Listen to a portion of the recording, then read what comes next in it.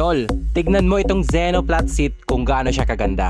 Sa bidyong ito, ipapakita ko sa iyo yung bawat detalye ng flat seat na to kung bakit siya napakaganda. Napakalinis ng pagkakatahi at meron na din siyang etiketa. Ang kagandahan sa pinakalogo nito sa gitna ay pintura na.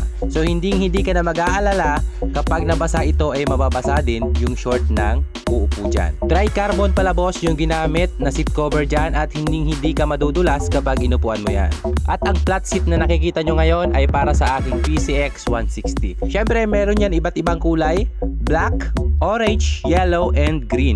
Meron din yan para sa iba't ibang unit katulad ng Aerox B1 and version 2, NMAX B1 and B2, Click 125, 150, 160, Beat FI, MIUI or M3, MIU1 Sporty or MIU2 Salty.